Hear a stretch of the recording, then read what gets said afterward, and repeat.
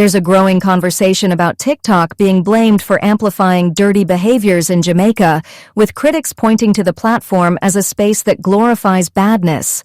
But let's think about this for a moment. Can we really hold TikTok responsible for actions that start with us? TikTok is just a platform, a tool people use to share whatever they feel is worth showing. It doesn't create the behavior, it highlights what people choose to upload. If negative actions are getting attention, it's because some people think this is what others want to see, or because it reflects deeper societal issues. Here's the thing. If there wasn't a place to upload or go live, we wouldn't see it, sure. But removing the platform doesn't fix the problem. The behavior would still exist. It just wouldn't have an audience.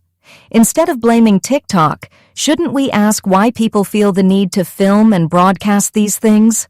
Social media can amplify anything, good or bad. It's up to us to choose what we want to represent our culture.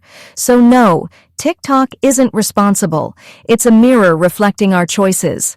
Maybe it's time we focus on creating content that uplifts and inspires rather than showcases the worst.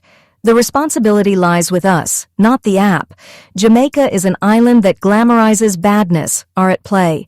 While removing the platform might limit visibility, it doesn't address the root cause of the behavior.